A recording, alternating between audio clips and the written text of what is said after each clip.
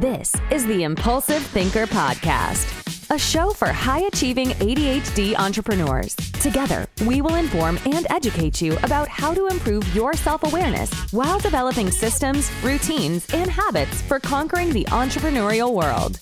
Here is your host, André Brisson. Hey there, it's André, the Impulsive Thinker. This week, we had a nice discussion with Zelia, my daughter, who just just finished grade 9, actually, and was recently diagnosed with ADHD. And we talked a lot about her executive function deficits as a student. And the discussion was actually going from grade school into high school and the challenges that occurred with her executive function and how it was challenging. And yet she was able to do quite a bit of it. And I hope you understood and got from her story that it was a lot harder than it actually appeared to be. Even for me as an ADHD parent, I thought she was doing well and she was on top of the stuff. But it took a lot of effort and there was a lot of last minute stuff that she was figuring out and she was forgetting. And coming up with systems and whatnot, but yet not completely clearly understanding how the ADHD brain works caused a lot of things. And the other thing we talked about was, even her struggles when she was in elementary school, and then she was identified as gifted, and being with the wrong group of people, and people that didn't support her uniqueness or just wanted to manipulate her because of her impulsive reactivity and ADHD mechanisms, especially hyperactive mechanisms, got her into trouble. And, a lot of ADHD kids are, in a way, easily bullied, which she was, and also easily manipulated. And you get around wrong group of people, bad things can happen. So when she was identified as gifted, I think it really saved her because, as we discussed, she went into the gifted program. She was surrounded by a lot of like-minded people who had a lot of drive and wanted to succeed in various things. Not all the same things, various things, and they were supported in their uniqueness. So they were surrounded by the right group of people. She found out that she can have unique friends that supports and really liked her uniqueness, and she appreciated other people's uniqueness at the same time. Now, the big thing was, though, even though she was given independent work, it was all structured. It was still every day, we did this, we did that. They were given time to work, very little homework. Every day it was structured, and the teacher kept on them to make sure that they're getting their work done. Once you get to high school, and before I get to the going to high school, but having a well-structured, organized elementary school system, the executive functioning deficits of an ADHD kid's brain is not taxed.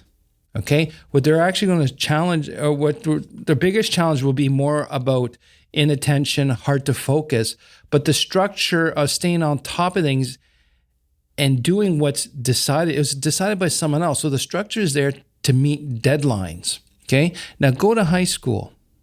Yes, you do have a structure. You do have class between these times on this date.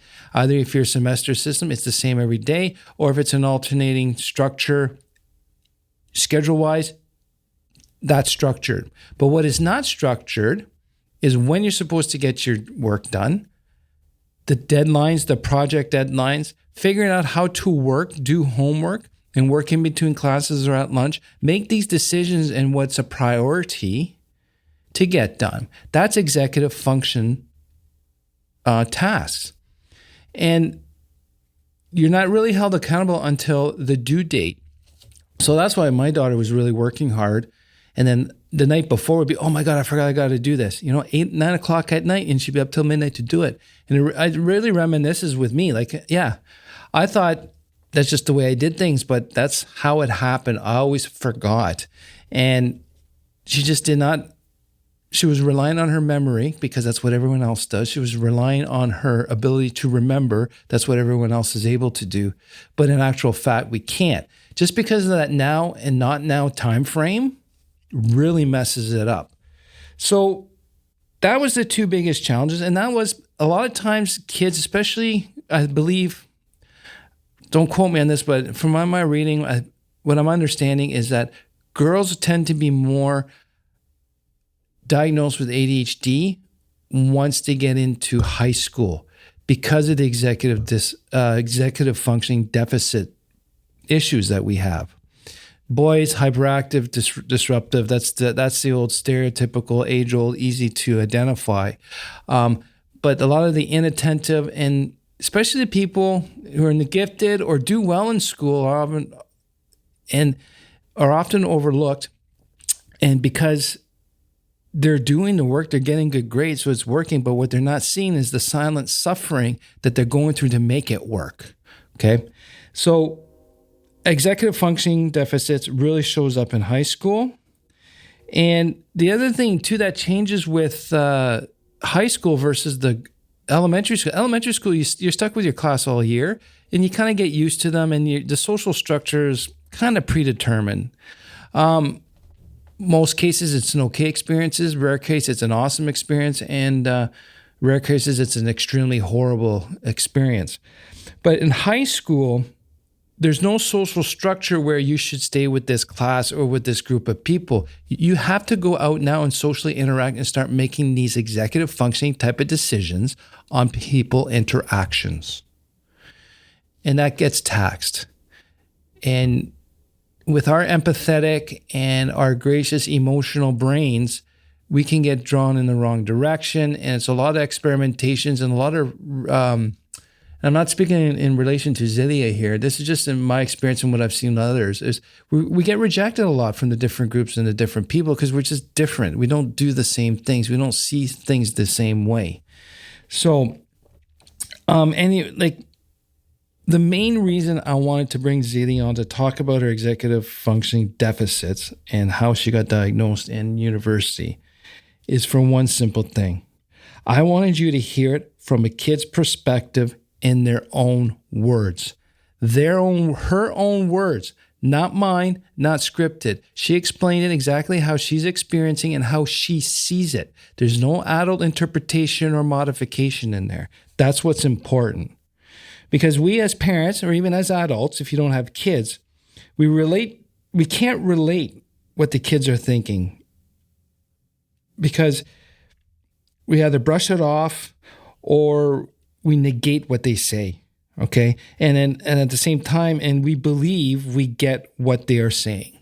So we have these biases that's preventing us from actually hearing the real words. So I can communicate what a kid's going to go through, but that's anecdotal. Okay, I messed up that word. It's a perception, it's an interpretation. But when you hear right from the kid's mouth and in her emotional and intellectual age, maturity, that's what it feels like. That's how it is. And if you're not ADHD, or even if you're an ADHD adult, you can only reminisce and kind of remember what you feel, but I still change her words in my mind when I hear it. So that was the main point, is that you hear it, because how the kids feel it, live it, and interpret it is completely different to you as an adult. And we interpret it different because we have the life experiences to look at it differently. But a lot of times the kids don't have that life experiences to determine if it's a positive, negative, or it's just a regular thing. So that was the main thing. To hear how a kid experiences executive functioning deficits, how they see themselves, how other people see it in their own words. Let me know what you think about this short. I'd like to hear about your experiences, so please send me an email at andre@tacticalbts.com. Greatly appreciated. Take care. Thanks for listening to this episode of the Impulsive Thinker podcast. If you enjoyed it, subscribe, rate, and review the show. It helps us get discovered by listeners like you. If you can share this with 2 other people, that'll be greatly appreciated. Please go to our website, tacticalbts.com, to check out the programs we are currently offering, especially the ADHD transformation journey for the high-achieving ADHD entrepreneur. Again, that's the website, tacticalbts.com. Thank you, and talk to you soon. Thank you for listening to the Impulsive Thinker podcast. If you have a question, comment, or suggestion for the show, please visit theimpulsivethinker.com. The Impulsive Thinker podcast is produced by Tactical Breakthroughs and hosted by André. Remember, ADHD is only a part of you, not all of you.